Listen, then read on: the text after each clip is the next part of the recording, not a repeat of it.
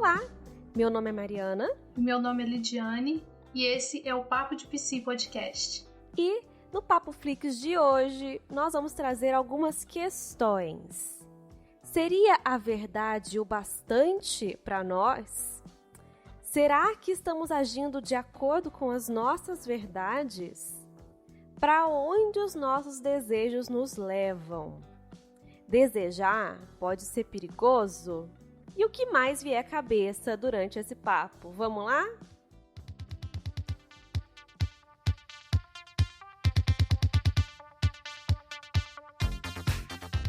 Como ponto de partida para nossa discussão, nós vamos falar nesse Papo Flix sobre o filme Mulher Maravilha 1984. Para quem ainda não assistiu esse filme, vamos trazer a sinopse dele aqui. Esse filme, ele traz a nossa heroína, a Diana, vivendo durante o período da Guerra Fria, travando batalhas que envolvem disputa de poder entre nações, ambições e ganâncias de um empresário mal-sucedido em uma trama permeada pelo poder dos desejos versus a força da verdade. Interessante, né? Bom, mas antes da gente começar a falar sobre esse filme, a gente tem alguns recados para trazer para vocês. Sabia que você pode ajudar a gente a escolher o filme ou a série que a gente vai discutir aqui no Papo Flix? É só você acompanhar a gente no Instagram, @Papo de Psi Podcast, que lá nos stories nós vamos lançar enquetes onde você vai poder votar qual a produção você quer ver por aqui. Vai poder dar outras sugestões. Fazendo isso, você também tem a chance de ver a sua produção preferida por aqui sendo analisada pela gente. Boa, né? Porque assim pode ficar um pouco mais interativa a nossa conversa. Mas, Lid, bora falar então desse filme Mulher Maravilha. Ó, quem não assistiu e não gosta de levar spoiler, fica aí o alerta, vai ter spoiler. Não tem como, né, Lid? Acho que quem escuta o Papo Flix já sabe que a gente fala. Enfim, se você não gosta de spoiler, assiste o filme e depois volta aqui e escuta a gente. Não tem o que fazer, né? Alguma coisa ou outra vai ter que ser falada, então. Mas vai ser ótimo. Você assiste e depois vem aqui e escuta a nossa análise. As nossas análises. E tem gente que gosta, né, de saber antes pra depois já assistir o filme com outro olhar. Cada um aí tem o seu critério. Sim. Bom, mas Lid, o que você achou desse filme? E antes da gente entrar em análise, vamos só conversar um pouquinho sobre o que a gente achou do filme. Qual foi a sua primeira impressão? O filme, o que mais me chamou a atenção o filme todo foi essa questão da verdade e do poder, que é o que pra mim marcou, é o que ficou mais evidente, dos aprendizados, dos ensinamentos, quanto que a gente precisa estar de acordo, né, com aquilo que a gente acredita. Mas eu até falei com você, né, até comentei que eu sou mais fã do filme anterior. Gostei da produção, mas o filme anterior pra mim pegou mais, chama mais atenção. Pois é, você sabe que quando eu assisti também, e eu já tava com algumas críticas, assim, de pessoas que eu conheço que já tinham falado um pouquinho sobre o filme. Então eu assisti, assim, sem expectativas de grandes coisas. E eu assisti, achei ok, achei legal, mas na hora que eu comecei a pensar no filme, na estrutura dele, pra gente conversar aqui hoje, eu achei o máximo. Bom, calma, já que você que tá escutando aí em casa vai entender do que a gente tá falando. Primeiro, a gente precisa explicar que esse episódio de hoje, ele vai ser um Papo Flix especial, porque ele vai ser dividido em duas partes. Então, nesse primeiro episódio, a gente vai fazer a análise de alguns temas trazidos no filme, como alguma dessas questões que a Lid trouxe aí agora. E no segundo momento, no próximo episódio, a gente vai trazer uma linguagem mais simbólica, fazendo uma associação da Mulher Maravilha com uma representante importante do arquétipo da guerreira que a gente encontra na mitologia grega. Será que você que está escutando a gente sabe quem é? Bom, se você não sabe, você vai ter que aguardar um pouquinho, segurar essa ansiedade, porque a gente vai falar sobre isso só no próximo episódio. Hoje a gente vai fazer então essa análise de alguns temas trazidos no filme. E eu acho que, como a Lid já deu aí essa deixa, o tema principal do filme é a verdade. Tem um momento que é dito assim no filme, um trecho, né, do filme. E a verdade é o bastante. A verdade é linda. Será, Lid? O que você pensa sobre a verdade? Vamos filosofar aqui um pouco. E vamos filosofar bastante, né? Porque eu sempre acredito que tanto a verdade ela é relativa. A verdade ela é individual. Então, o que é verdade para mim pode não ser verdade para você. E por isso que o filme traz muito essa dualidade, né? Esses opostos. A questão da verdade, até que ponto a gente deve ir por essa verdade, por esse desejo. Porque eu acredito que é nesse ponto que muitas vezes a gente se perde, nessa questão de acreditar que uma coisa é apenas uma única coisa. E não, tem alguns lados da mesma história. E a gente precisa aprender a olhar por esses vários ângulos para que aí sim a gente consiga de fato chegar mais próximo da verdade, se é que a gente pode dizer assim, né? Perfeito. Então, para olhar esses fatos, né, que nos dão a entender qual vai ser a verdade, a gente já pode pensar nisso logo no começo do filme. Qual é a primeira cena do filme? A cena da Diana travando aquela disputa, não sei nem se eles chamam de batalha lá, mas aquele desafio, aquele ritual de iniciação. Então, esse já é o ponto inicial para a gente começar a pensar. Bom, que essas informações que apareceram no começo do filme querem que a gente pense? Né? Que o diretor pensou ali, quis influenciar a gente para que a gente... Pra que ele mostrou aquela cena pra gente inicial, né? Então eu pensei em algumas coisas ali. Lá, logo na infância dela, né? Que não adianta a gente desejar aquilo que ainda não se está preparado para ter. Por que eu falo isso? Lá na cena, quem assistiu sabe, quem não assistiu vai tomar o spoiler agora. Ela é a única criança no meio de todas as outras Amazonas maiores. Ela tinha muitas habilidades necessárias, né? Habilidade física, esperteza, mas ela ainda não tinha a maturidade para passar por aquela prova. E dá uma raiva a hora que ela é impedida de concluir a prova porque ela não fez como deveria ter feito. Mas é isso que o filme está querendo mostrar pra gente logo lá no comecinho. Que para desenvolver essa maturidade leva tempo, precisa viver experiência, e isso ela ainda não tinha. Será que dá pra gente pensar nisso na nossa vida também? Né? Às vezes quando a gente quer atropelar o tempo das coisas, quer ter uma coisa que ainda não é o momento da vida de se ter aquilo. O que você pensa sobre isso, Lid? Enquanto você falava, eu pensava sobre essa questão da infância, o quanto que ela se faz presente na nossa vida atual. Que muito dos nossos valores está muito relacionado àquilo que a gente aprendeu lá atrás, aquilo que a gente foi ensinado lá atrás. E o quanto que é importante na infância a gente aprender, sim, a lidar com a frustração. Porque é isso que nos permite ser resiliente, que é algo que a gente tinha falado, né, no episódio anterior. E essa resiliência também nos permite amadurecer. Então é um processo, a vida é um processo. E é um processo que a gente precisa aprender a cair. Tudo se conecta, né? Sim. E todos esses aspectos, né? A importância de lidar com a frustração, entender que ainda não se está pronto para aquilo, apesar de desejar muito, eles foram importantes, são os valores que ela desenvolveu na infância e foram importantes para que no futuro ela pudesse fazer o que ela achava que estava de acordo com a verdade dela, que estava de acordo com os valores. Então, o que era correto a partir dos valores dela. Como a Lid colocou, não existe um correto só. Não quer dizer que se você estivesse numa situação como a Mulher Maravilha, você deveria ter feito o que ela fez.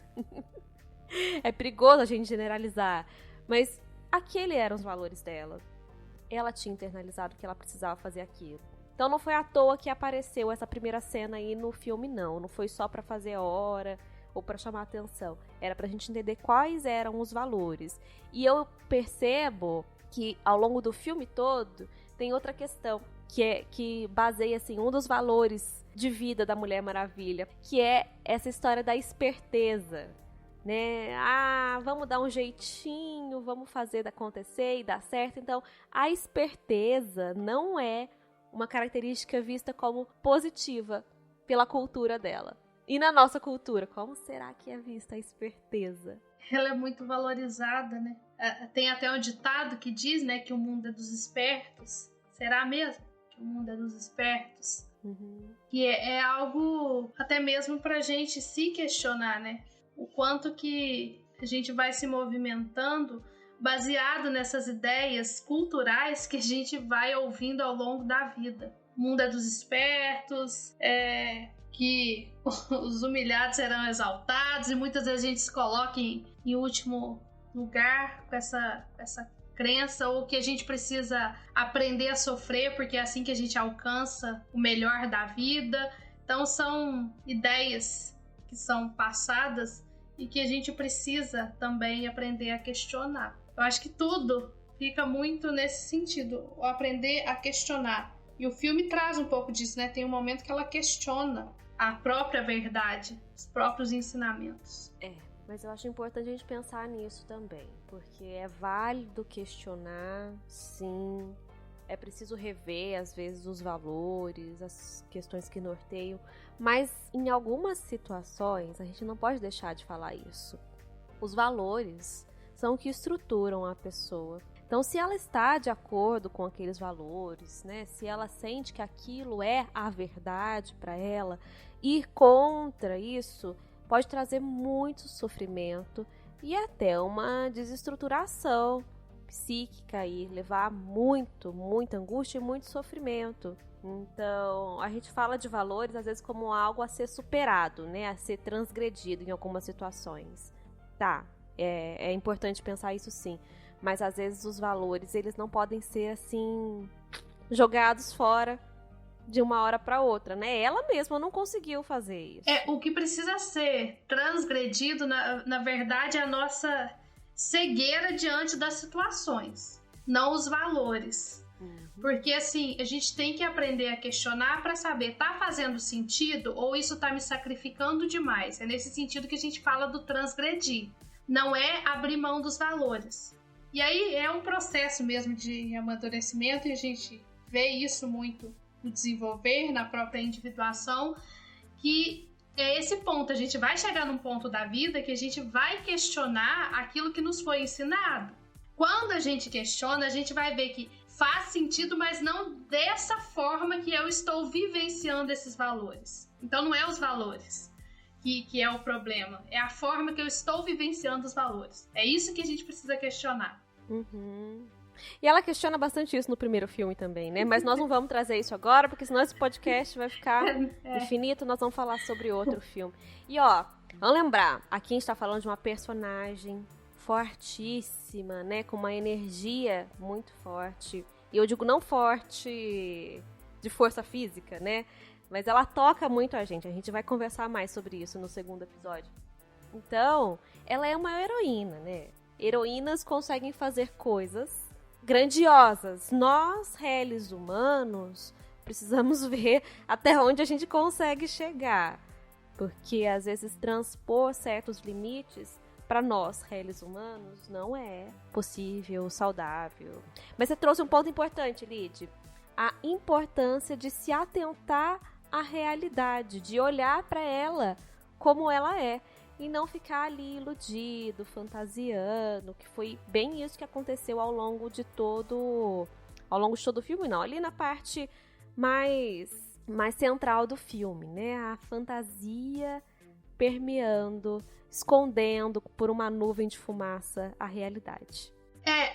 Vamos pensar, e aí trazendo para algo mais prático, mais próximo talvez. Não sei, por exemplo, alguém que é ensinado que uma mulher, por exemplo, como a gente tá falando de mulher, vamos falar de mulher.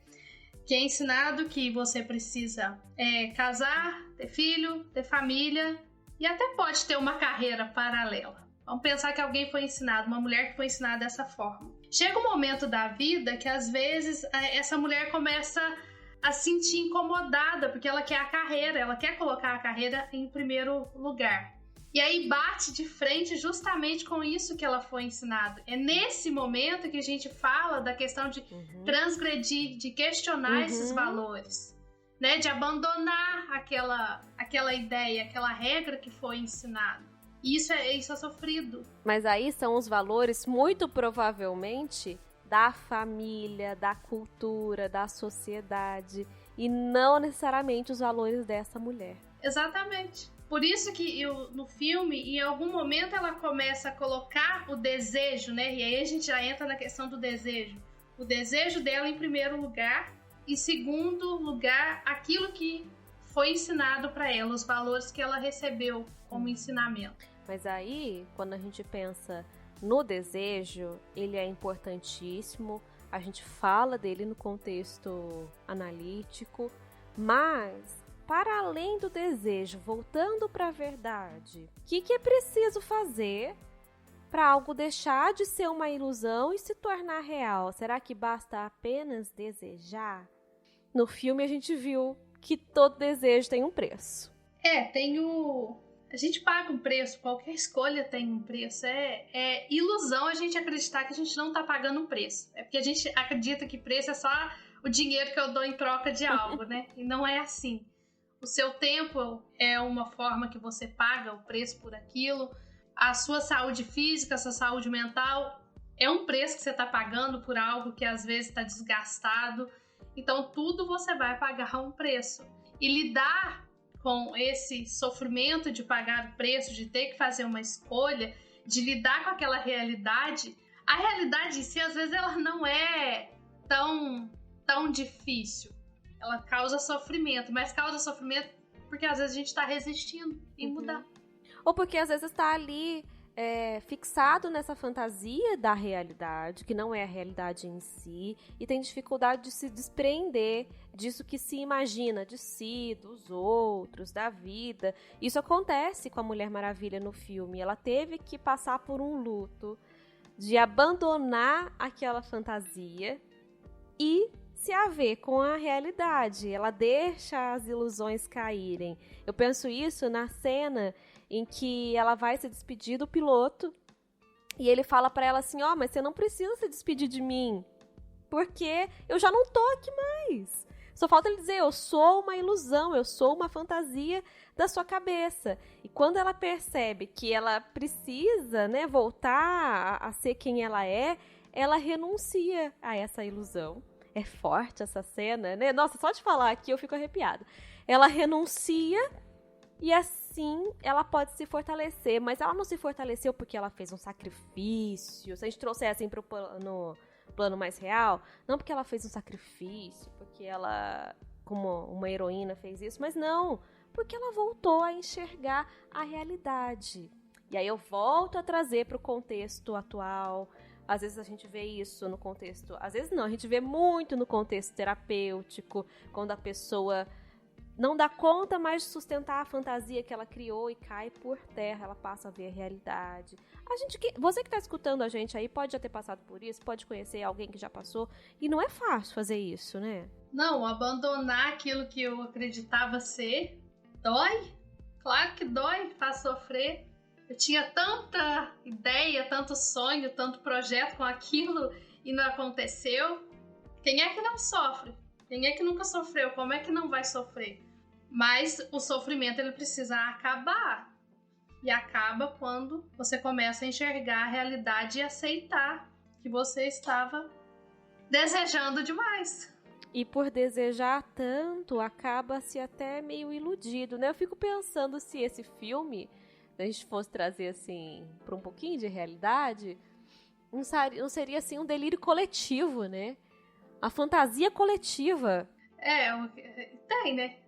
Lá mostra muito o coletivo. O quanto que eu interfiro no coletivo. O quanto eu não estou tão distante do coletivo. O coletivo me influencia, mas eu também influencio no coletivo. Isso foi algo também que me marcou. Se influencia até a Mulher Maravilha, como que não vai influenciar nós, réis humanos, né? Essa questão do coletivo foi algo também, um ponto que me chamou a atenção no filme. Essa relação, né, entre a gente e o coletivo. E aí, quando a gente pensa em coletivo, a gente pode pensar numa outra temática, que nós já falamos da verdade, do desejo, mas outra temática que é trabalhada no filme, que é a sombra coletiva. O que é isso, né? O que é essa sombra coletiva? São aspectos que estão ali presentes em todas as pessoas, na cultura, na sociedade, mas estão ali debaixo do pano. Então, todo mundo é muito civilizado, né? Então, cheio de moral, etc. Então, essa sombra não aparece. Mas a partir do momento que surge uma coisa mágica que permite que todos os seus desejos sejam realizados, então essa sombra ela vem à tona. Então aquilo que estava escondido, guardadinho, reprimido, vem, eclode, né? E cria um caos. A sombra é aquilo que a gente reprime por não estar de acordo com o que é previsto socialmente. Então a gente tem regras sociais. E aquilo que não vai de acordo com essas regras, a gente reprime. E isso existe por quê? Porque a gente está falando de espécie, a gente é uma espécie, a gente tem os instintos ali. A gente é educado justamente para que esses instintos sejam controlados, reprimidos, para que a gente possa viver em sociedade. Mas o que a gente viu ali no filme é que começou todo mundo desejar e só pensando em si, nesse de individualismo, e vem essa sombra coletiva tomando força e destruindo. E o que pensar disso nesse momento, né, que a gente está vivendo? Pois é impossível não conectar com a realidade, né? Quando a gente assiste coisas assim, a gente vê tão escrachado, fica fácil a gente se contentar com a ilusão de que isso só acontece no filme. Mas, olha só, vamos olhar para a nossa realidade, para o nosso contexto. Existe essa repetição. A sombra coletiva, ela aparece, ela eclode, assim como outros aspectos do coletivo também. Mas ali, acho importante a gente falar no filme sobre uma questão reprimida. Assim, a sombra, são elementos que estão reprimidos, sim, mas também são elementos, é constituído de elementos que nós ainda não temos consciência, ainda não percebemos, então nunca vieram à tona. E ali eu acho que o elemento que precisou vir à tona, que nunca tinha aparecido, é a questão desse feminino mais agressivo, que eu vejo representado pela Bárbara, a mulher leopardo, né? Ela era aquele estereótipo da mulher reprimida e passiva. Tudo acontecia com ela, ela não era enxergada, ela era submissa. E quando ela já tinha realizado o desejo dela, ela não podia realizar mais um, que era só um que eles podiam realizar, ela conseguiu com que o vilão desejasse a ela uma coisa muito importante. Ele disse assim: dê a ela toda a raiva e coragem. E olha, raiva e coragem são elementos necessários para se formar uma super vilã. Ali foram, por que será? Pensando aqui, voltando um pouquinho antes, essa repressão do feminino, né, que vem acontecendo, se a gente for falar, a sociedade patriarcal está aqui há 12 mil anos, então esse feminino agressivo já existiu, e justamente por existir que ele foi reprimido pelo o poder de destruição que ele tem um poder de destruição mesmo. E nessa personagem, na Bárbara, fica muito evidente o desejo dela, né, para compensar toda aquela bondade, aquele bom humor, tudo aquilo também que estava, tudo aquilo que ela sofria, porque ela sofria com isso. Tinha uma exclusão, tinha uma rejeição, as coisas não davam muito certo, não era desejada pelos homens, assim como era a Diana, né? E ela deseja ser como a Diana. Mas será que em algum momento ela pensou no preço que se paga para ser igual ao outro? Ah, boa questão, Lid. Eu acho que a gente pode trazer tanto isso para a nossa realidade de rede social. Quanto sofrimento é gerado por olhar a vida do outro e desejar ter aquilo que o outro tem. Mas a gente realmente não sabe o que o outro tem. A gente não sabe se a gente vai querer exatamente aquilo que o outro tem. E quais as consequências desse querer. É porque a gente vê o ponto final, né? A gente vê o resultado daquilo que o outro tem. A gente não sabe o processo que o outro passou. É, o ponto final, mas também um pedacinho desse ponto, né? Se a gente não sabe do processo, o que é que essa pessoa passou para chegar nesse resultado que a gente admira tanto, que a gente gostaria tanto de ter. E falando aqui, eu acho que é importante, porque senão a gente vai querer reprimir isso também. É importante, sim, a gente entender que a gente tem raiva do outro, tem inveja do outro, sente ciúme do outro. Mas, mais do que sentir, é entender, né, o porquê que aquilo está em mim, o que eu tô querendo e o que eu estou fazendo para conseguir aquilo que eu quero. Perfeito. Nós somos seres humanos, né? Nós sentimos isso tudo e tudo bem sentir. Mas ali, como não teve esse movimento de reflexão, claro, né? Não ia ver isso. Então, ela só se apoderou das capacidades da Diana e com isso das dificuldades também. Então, teve uma desconexão muito grande dessa personagem com a realidade e com os outros aspectos que habitavam nela. A Diana, quando a encontrou já a super vilã, ela falou pra ela: qual é o preço que você tá pagando por isso? Cadê a sua bondade? Cadê a sua generosidade, o seu bom humor? Tudo aquilo tinha ido embora. Então, ela estava pagando esse preço. E será que a gente acha justo o preço a se pagar por ganhar algumas coisas e perder outras? Porque é aquela velha história. Quem não tem o poder, quando tem o poder, fica extasiado, né, com o poder. Fica flado com o poder. Nossa, imagina ter a força, poder destruir, ter aquela raiva, poder fazer o que quer. Eu, que nunca tive nada. Na verdade, ela já tinha tudo isso dentro dela. Ela já tinha todas essas potências dentro dela, só que ela não acreditava que ela era capaz. E o desejo traz isso no filme, né? Olha, é possível, você pode conseguir tudo o que você quer. E aí ela acredita nas próprias capacidades. Lógico, né? Com superpoderes vindo junto.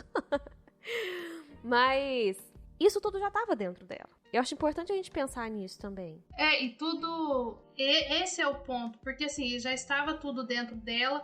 E à medida que isso não é valorizado, que isso não é trabalhado, que isso não é desenvolvido, e isso se torna o que a gente poderia chamar de um complexo autônomo, e talvez ali o ânimo está atuando, né, de forma destrutiva, não de forma construtiva. Por isso que a gente precisa trabalhar, por isso que é necessário o autoconhecimento.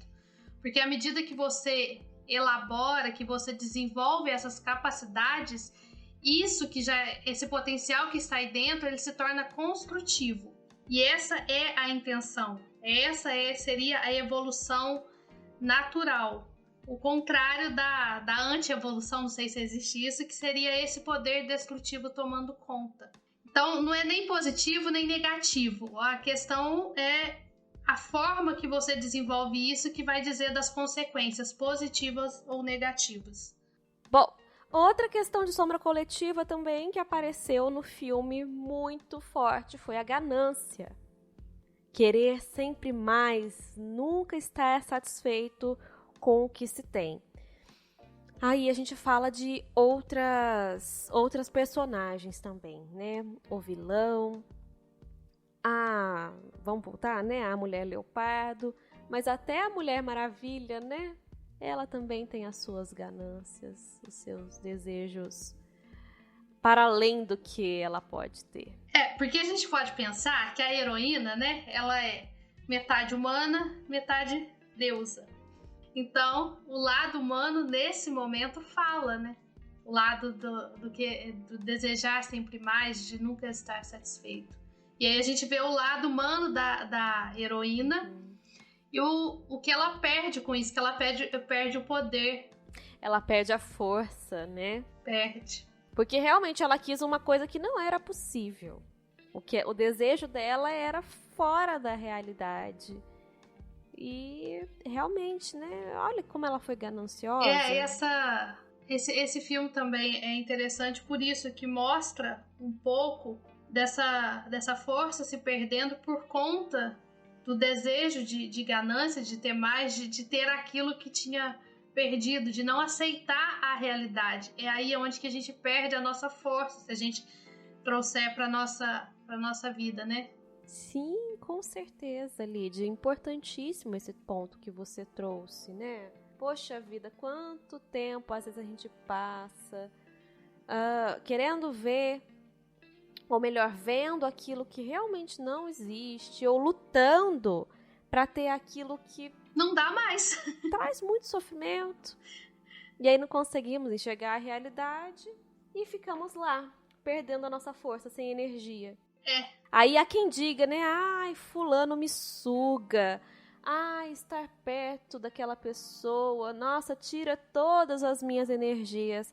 Ah, será que é a pessoa? Será que não é você? Como você se porta também perto da pessoa?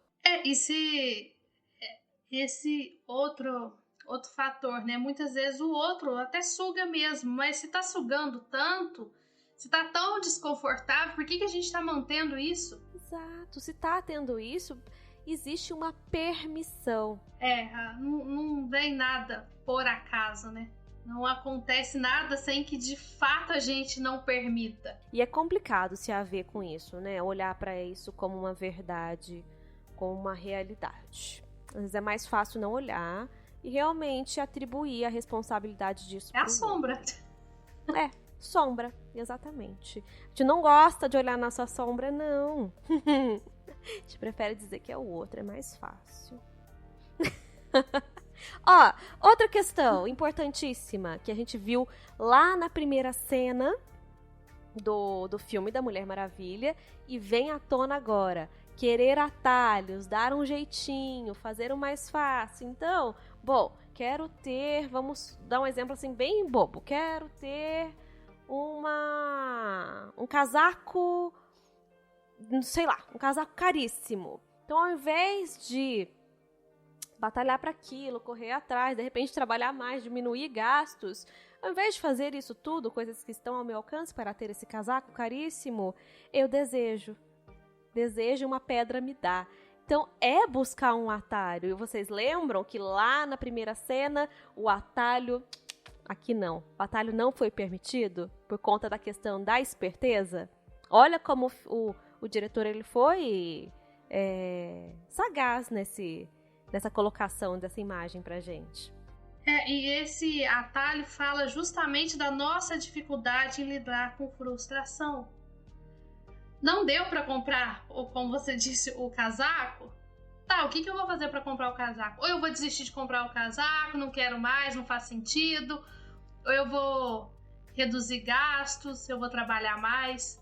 Isso é lidar com frustração, né? Porque o jeito oposto é justamente, não, vou só desejar aqui, vou me endividar pra poder ter. Então, assim, enquanto a gente não lidar com frustração, a gente não sai do lugar também e perde a força também.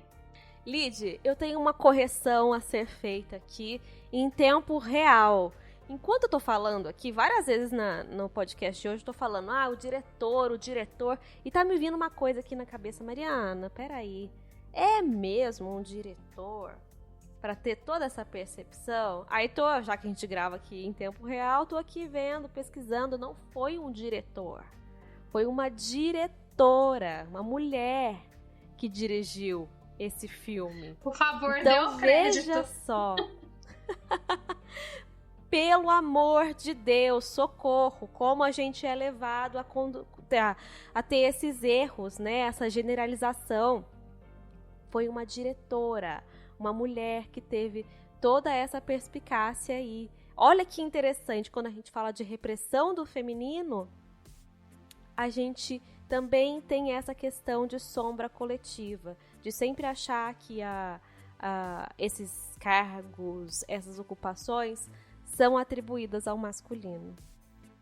Fica aí pra você pensar isso. Ou então pode acontecer o contrário, né? Às vezes é do feminino, mas um feminino muito embrutecido por esse aspecto do masculino, por esse aspecto do ânimos. Ah, mas é muito bom, né? Muito bom essa conversa, muito bom a gente pensar tudo isso. E ó, tem segunda parte, hein?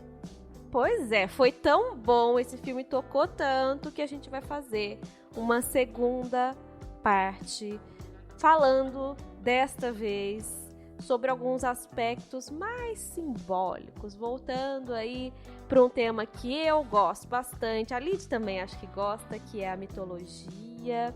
Nós vamos falar sobre uma deusa representante desse arquétipo da guerreira, que a gente tá falando bastante aqui hoje. Poxa, não tinha como, né, a gente falar desse aspecto da guerreira sem falar de um filme dirigido por uma mulher e sem falar de um filme com uma protagonista mulher. Ai, esperem que esse segundo episódio também vai estar uma delícia. E para você que escutou esse primeiro episódio, essa primeira parte, diga, né, lá no nosso perfil no Instagram, no Papo de Psi Podcast, o que você achou, o que você gostou, o que não gostou, o que pensou. E vamos ter essa interação também, que eu acho que é muito válida e importante. Então vamos ficando por aqui. Um grande abraço e até mais. Um grande abraço e até o próximo Papo de Psi Podcast.